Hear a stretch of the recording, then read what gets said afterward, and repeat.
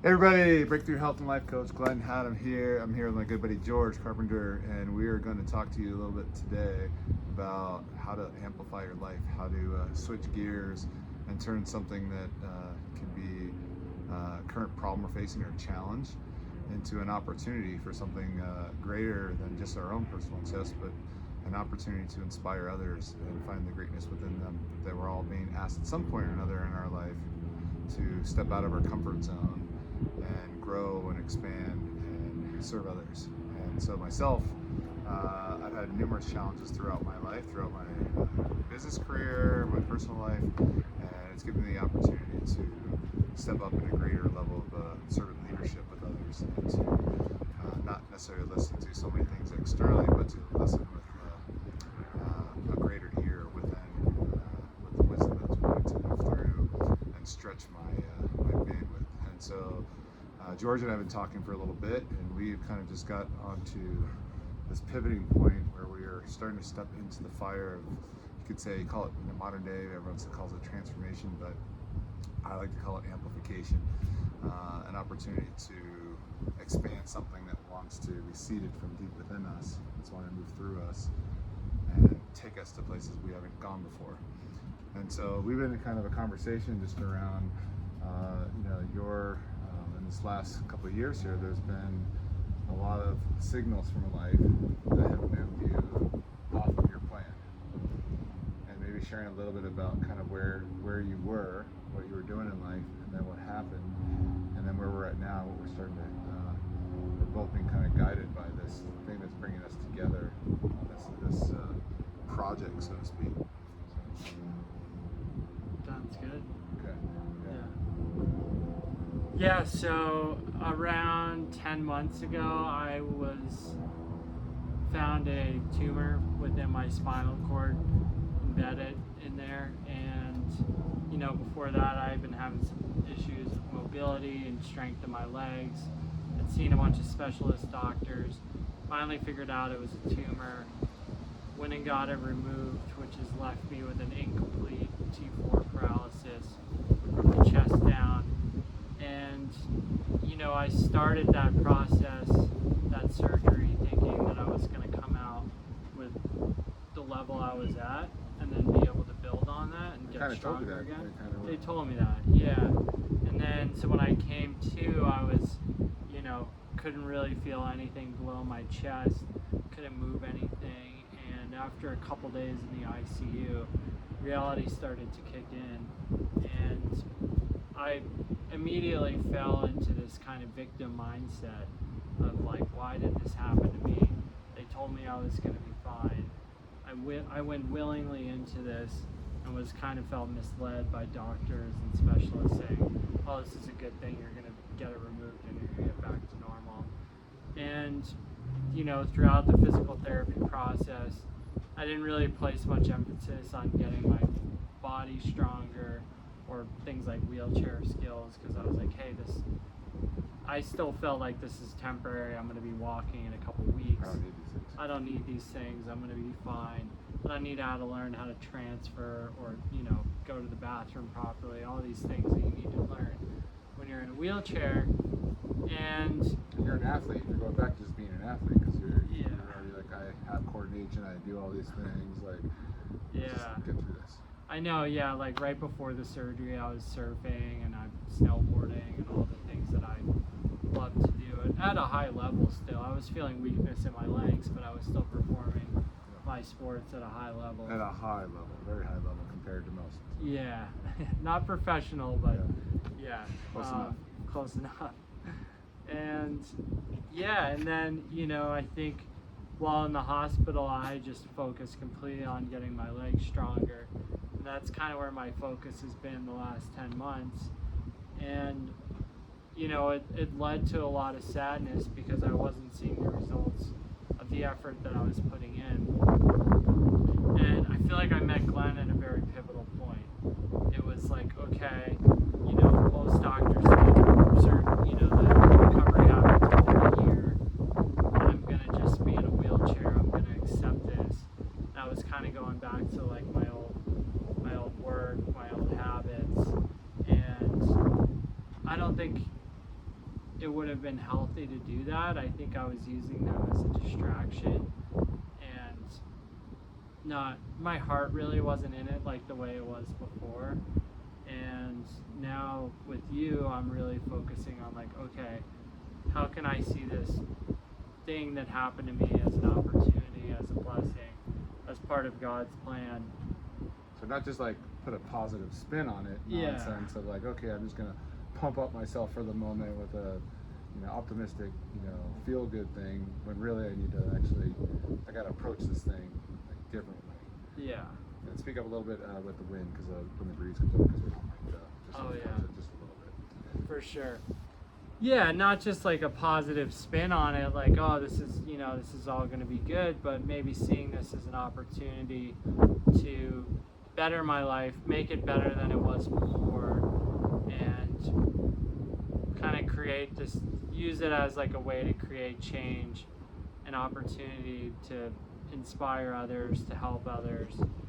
And that's kind of where I'm at now. And I think what's been great with working with you is like, I have been working on getting my upper body stronger, but it's been in this kind of state of comfort. Like, okay, I go to the gym, I do these exercises. Glenn immediately right away has challenging things like my balance, my coordination in the wheelchair, strength while balancing, and just getting me out of my comfort zone. Because I think a lot of people are like, oh, you know, and myself included, like, this is such a terrible thing to go through. Like, why don't you just find comfort in everything else, because like just being in the wheelchair is uncomfortable. So I haven't really been pushing myself to as like I need to do right now. Yeah, and then today we sat through a sermon by my friend Antonio, who's a remarkable human being, and really spoke a lot of truth that hit home with you today, and talking about that it's okay to have these doubts, it's okay to have this grieving process, it's okay to have your journey be a mixed bag of shit, right? Yeah. And that there's an opportunity, like you wouldn't have, we've been talking about this echo witness, that this wouldn't happen to someone like you. You didn't have the capacity to take this and do something really extraordinary with it. Yeah. And meaning, like, life's not here to give you an easy round. Oh, you had it hard a month ago? Okay, now here comes the easier shit. You were like saying, it was hard a month ago, this is harder now. And I was prepared, you're being prepared for harder things. We're preparing you now for another harder thing. Yeah. And the game goes on. Yeah. Like, what did you take from kind of some of today's lessons from being in the gym and then into, because we're just getting started. We already made some vast improvements from our initial assessment work, but today, like, what were you learning today about yourself in the gym, and then what kind of start to show up in some of the lessons that were running through you at the service today at church this morning? Yeah, Antonio today talked a lot about the pull of faith and doubt. Like, everyone's got doubt, everyone has faith. There wouldn't be faith without doubt. And it's okay to have doubt, but you don't want to like lean into that. And faith is always pulling you. And it really applied to me because it's like, okay, I have faith that I'm gonna get better, but I've also had this doubt. And what I've been told and what I tell myself is like, just get rid of the doubt, have full faith that you're gonna get better, you're gonna walk again. But Antonio said, listen, it's okay to live with doubt, but just don't lean into it. And like, ask for help, let the pull of faith pull you, and lean into the faith, and that doubt will come with you. It'll always be there, and it's not going anywhere. But like, lean into the faith, and lean into that emotion, and like have the faith pull you, and let the doubt follow behind, and just don't give into it that much. And so here you are. You're in a wheelchair here, and so here's the deal. He also had another lesson today. We talked about the pull of like when you ask for help from others, and the rope comes, and that you sometimes when we reach out for help and we get help that helps us only so much. Yeah. And there's this kind of, you've got to pull yourself out. You got to reach up past the breaking point. Remember that lesson about the rope? Maybe there's something that you could share with folks, maybe regurgitate a little bit of that lesson about how we reach out, that the real help's coming. Yeah. So, yeah, that was like an analogy of you ask for help, someone's helping you, but they're not at the capacity to fully help you get out of that situation. And you just need to hold on tight and wait for real help to arrive. But at that point, when real help arrives, the rope is frayed, and you really have to reach to get yourself back on the boat. So you're tested to kind of summon even more out of you after a long, hard effort when you're holding on for dear life. Yeah. That sometimes like the helpers come for part, like we're all here for part of each other's journeys. Yeah. And so there's like this next point again where you gotta stretch again. Like it's always stretching, right? Yeah. And if we forget that, then we can tend to settle into a comfort zone, or we can become very disheartened and collapse as well too. Just give up. And kind of like we talked about, I told him, I said, hey, you're not gonna sell me on this story. You're gonna sell me on the new story, the new improved story.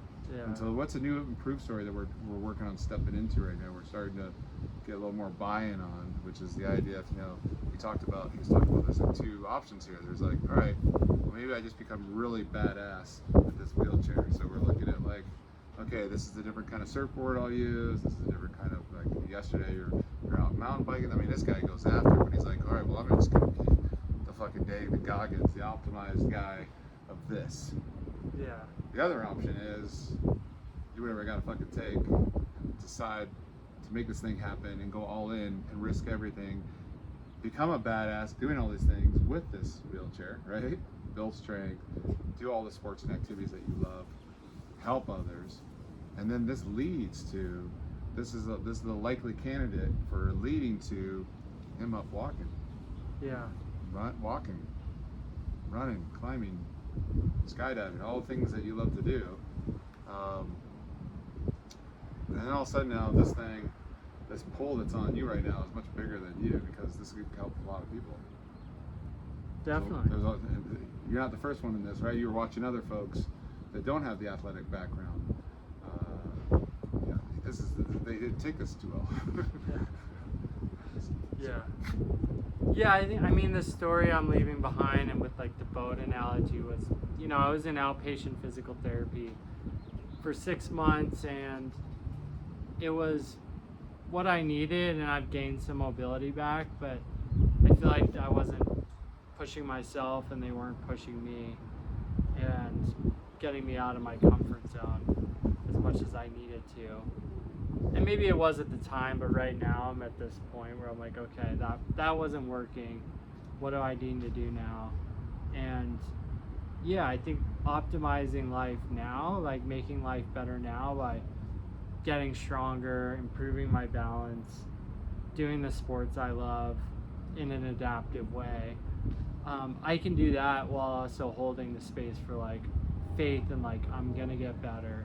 This is just things that'll make me enjoy life and push me and keep me keep me happy and joyful now, and but also hold the faith that like I am gonna get better and be able to do these things like the way I used to.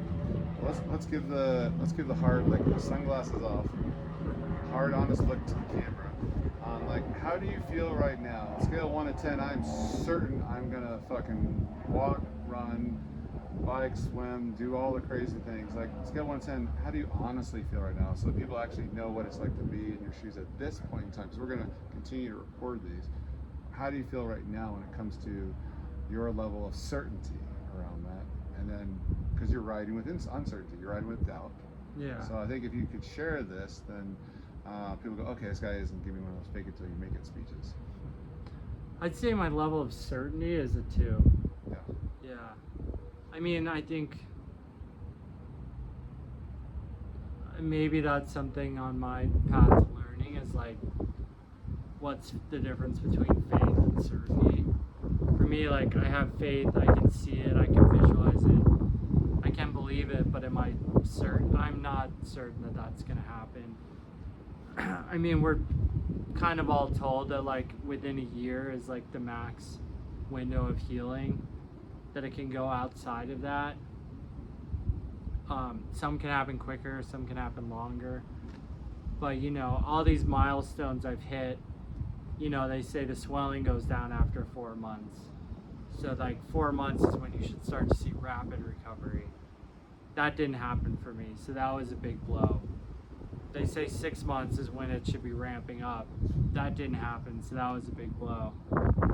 And I'm like kind of rapidly approaching a year. It was July 27th. I think we're like early June right now.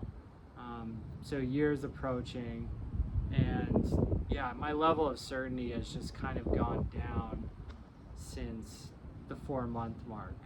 And even before then, because they said, you know, the quicker you can move certain muscles or wiggle your toes, like the better chance you have. And I couldn't wiggle my toes or anything for the first 6 weeks, which was like a really bad sign. I ended up wiggling my toe after 6 weeks. And yeah, so my certainty level is a 2 right now. And I find it hard, you know, I said I have a lot of faith this is going to happen. I make the best of it for now. But my certainty and faith to me are different words with different meanings. Yeah. So your faith, what number is the faith at? Faith's at like a 6 or 7. Good. Yeah. What would your faith, what would it take to be like an 8? Like what would it take to bring it up 1 notch? What would have to happen externally versus internally to have your faith go? For my faith to go up, I would need to kind of see consistent gains in PT. I mean, right now, all the muscles in my legs are able to activate, which signals that I could have a full recovery. Okay. But right now, the only thing I can move against gravity is my toes and my quads. Right. Everything else I can't really move against gravity. Okay. And I don't have like full quad extension. So I think for it to go up to an 8, I would need to see some of those being able to move everything against gravity.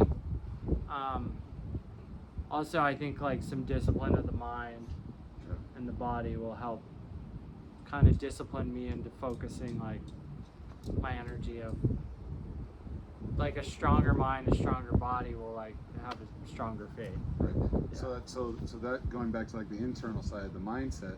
So the internal piece is working first, which is you're not gonna be able to yield any kind of different results probably with the body unless the mind's like maybe doing what we need to do to kind of go stretch yourself out of that zone you've been in this whole time. Yeah. So that because it's really going to kind of come down to some measurable feelings under gravity. Like okay, the body's starting to do some of the things it needs to do. Yeah. Okay. And then when it comes to certainty, what would need to happen? What would it take to get your certainty up to a 3? Or 2?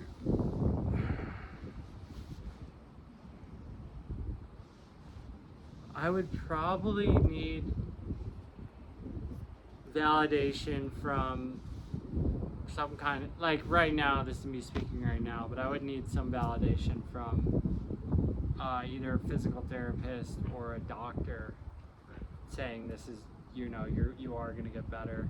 Because I haven't had that this whole time. No one's told me I'm not going to get better, which they say is a good thing. They're like, listen, if we had any certainty, it would be that you're not going to walk again. Okay.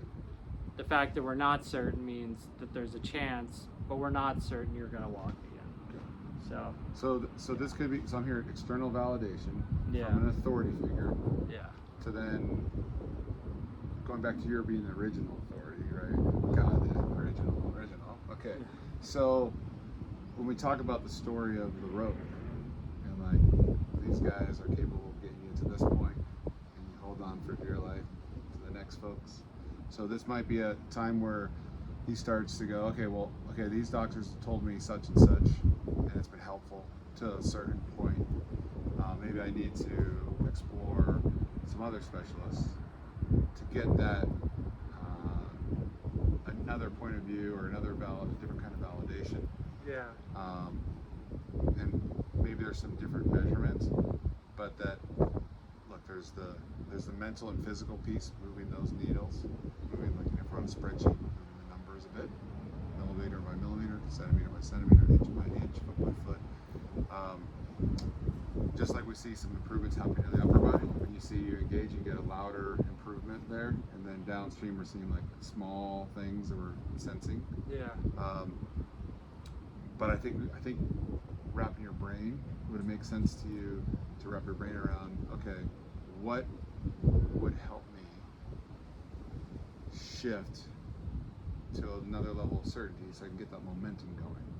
We know how to do that with things like gratitude. You focus on the things that you appreciate, and then you grow from those things you appreciate, more things to appreciate because of that energy. We're from the outskirts of Boulder, and the opportunities are tremendous here to just raise your energetic vibration.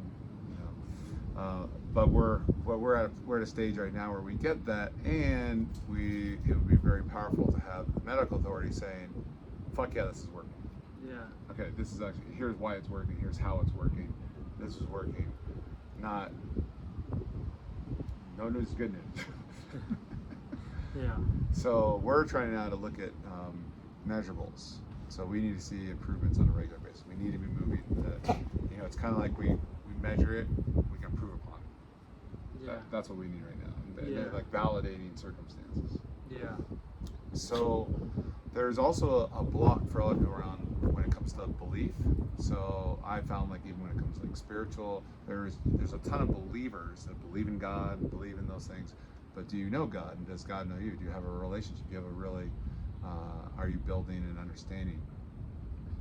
Versus, well, I sure as hell hope when the sky comes crashing down, there's somebody, there versus nothing. Yeah. And so for you, the believing aspect has probably been really helpful up until now, but now we need to know. Yeah. You have to have a relationship with your body. Like we were just doing some exercises with the leg, and it's like, okay, I can feel those touches there on the leg, and then the leg falls out and collapses in. We're now like, okay, I want to get to the place where like my freaking leg, I can actually hold it there. Yeah. Like that would be a clear, for something maybe the average person wouldn't be like big deal, but for you, like that's a clear improvement. Your certainty would then go up a bunch, right? That leg doesn't fall out all the time. You're like, I'm able to hold it, but boy, it's a lot of work. And then we get to a place where like it's not as much work, and now I don't even need to think about that. Yeah. Those are the things that go, okay, am I only going to give myself a 2.5?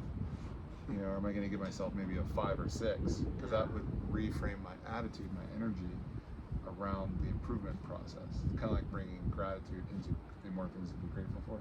Yeah. So a lot of folks in my experience come to me to solve their problems and to get results. And they're like, once you get me to here and I have this much results stacked up, I will bring a new attitude. So often I have a client that wants to lose weight, and so they're very focused on being less fat. And I don't know many ultra fit people. They're focusing on being less fat. They just want to be more fit. Two different mindsets. The person who's focused on being less fat will always be stuck in that, and it's only going to take them so far. You've been reacting to the doctors. And we need to switch gears to a different conversation. One of like what we've been doing our workout today is like, let's crush this thing. Let's figure out how to let's set up the framework, the structure, the mindset, and then let's build off this. And then we know that like we only have to do a 1% improvement every workout, but we got to focus on improving. If you focus on improving, there's a greater likelihood of focusing on improving than focusing on just maintaining. And there's no such thing as maintenance in the world. So if I ignore an area of my life and neglect it, it's going to fall to shit. It's not just going to magically be there. If you don't take care of things, they fall apart. You focus on improving them, they improve. So stay tuned, because what we're going to be doing is focusing on little micro improvements and being kind of religious about how we're consistently, day in, day out, focusing on improving. Hey, pat on the back, I did this yesterday, but that no longer, that's just the bare minimum. Yeah. We have to do that no matter what, and now we got to do a little bit more. And we got to go to places. So I always tell my clients, we're going to increase your pain threshold and your work ethic. They don't like that. because it means we're going to increase your pain and your work. We're going to try to do, at some point, we're doing twice as much stuff in the same amount of time. So the volume goes up, thus we produce 10 times greater results because we're doing 10 times as much stuff in the same time frame. So that's the part that he doesn't like to hear, but he's like, yeah, but yeah, that's the truth. The truth of the matter, we got to do more, and we actually have to do smart things. So it's not like we're trying to do all these wrong steps. As quick as possible, we make adjustments and try to do the right thing over and over. Figure out and it's little tiny details. It's all in the little details. So right now we're first focusing on these bricks, putting the foundation in solid, and then it's really fine-tuning. Just like throwing a dart at a dartboard. You throw it too high to the right, too low to the left. You got to just keep focusing on hitting the target, making those little micro adjustments.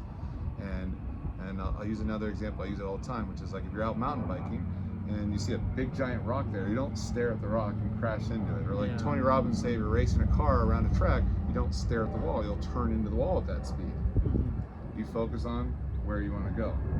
So what we're going to do is focus on his language, and when I ask him these questions, that he's going to walk by faith, not by sight, and he's going to focus on what he wants to reel in and lasso in, which is, unfortunately, most people go, okay, well, I achieved this much more, so I'll believe just this much more. And then I'll accomplish a little more, and then I'll believe just enough based on the evidence. And I don't think God wants you to walk faithfully only based on what's factually standing out for you at the moment. He wants you to roll with, like, why don't you go for it when the cards are stacked against you? Yeah. So we got some things stacked against, which means, what if the more things are stacked against you, the more things are in favor of you winning if you'll just leverage. You got some leverage right now. Yeah. Okay. So this is like one of those like Fast and Furious vehicles. They put the the exploding fire out the back, whatever. Like he has fire in him. We're gonna start tapping into that. So pay attention on these next videos as that fire starts to wake up, and what the spirit starts to wake up, then what the body is able to start doing. And it's really hard to do it in reverse order, or a very slow process that, the quitting's not, that quitting part is not going to stop in your head. You're like, this is not working, I don't want to do this today. He's going to have some moments here.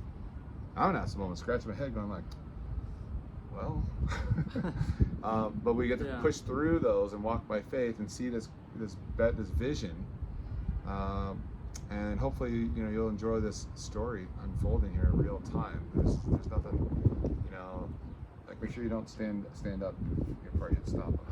Like, he's in a wheelchair right now. Like, it's legit.